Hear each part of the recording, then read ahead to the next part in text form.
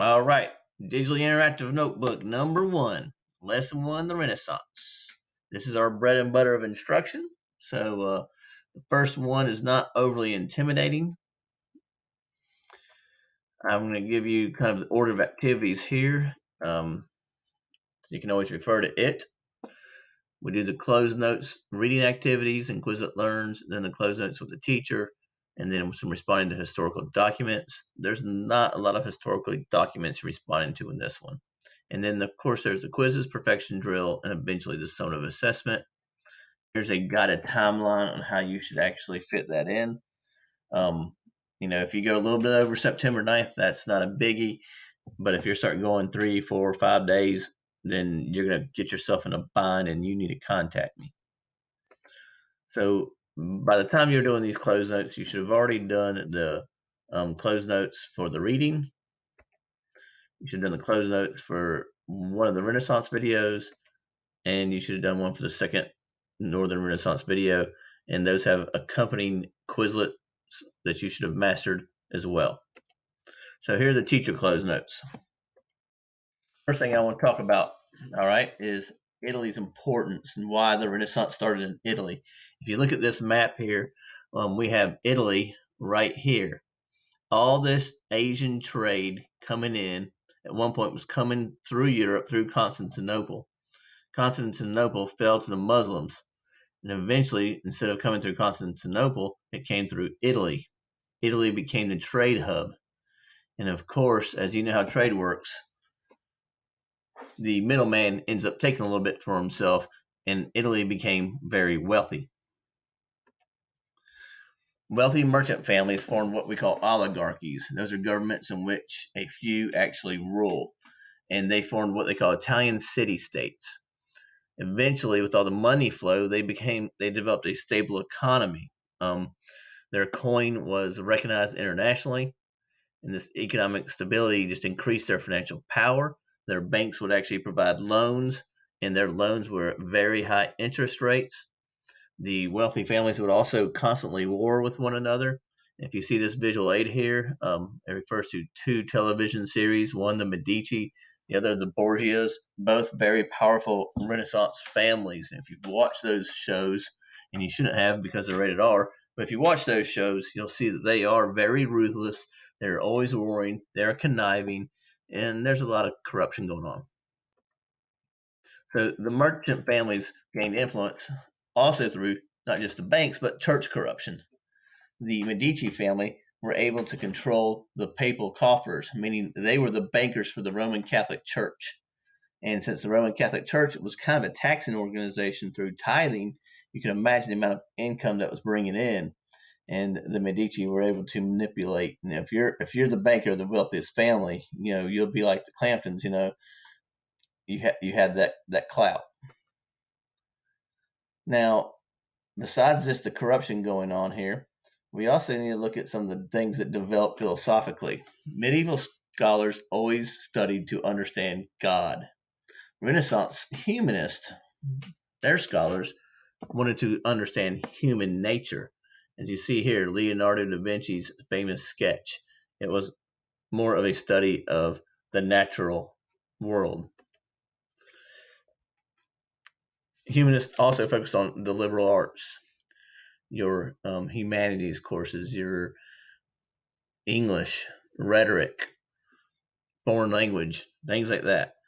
And they stressed ancient Greek and Roman philosophy, as in this famous fresco by Raphael, in which the ancient Greek world is shown. And this is a very interesting painting in that all the characters in it are actually Renaissance people. So they weren't ancient Greek people, they were actually Renaissance people. So Socrates and Plato here, Socrates is actually a picture of Leonardo da Vinci. Some of you may have noticed there's a door here. That's because this is a fresco painted directly on the wall, and somebody decided to put a door there. Great.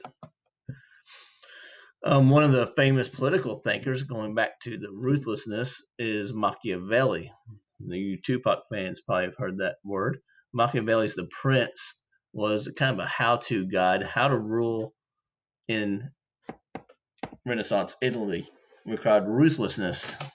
conniving, backstabbing, intimidation, anything you need to do. The ends actually justify the means. And Machiavelli was famous for his quote, if you can't be feared and loved, more or less, it is better to be feared than loved as a ruler. Art was the big thing.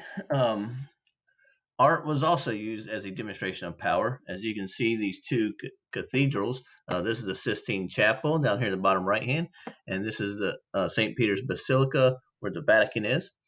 And you notice the domes. Your church and your dome was a symbol of power. The more impressive the building, it shows that you have arrived. I also threw on here this part of Michelangelo's David, because the story of David also demonstrates power. The Medici's used the sculpture of David as a symbol that they have defeated the Goliath of the Roman Empire as a family. They have conquered Rome in a sense because they controlled nearly everything during Renaissance Italy. That is the Medici family. Frescoes were the most famous style of art, painted directly on the walls. You probably heard a lot of crazy rumors about some of the stories behind this, and most of them are actually true. Here's a picture of the Sistine Chapel. All those are famous works by Michelangelo. Yes, most of the people are nude.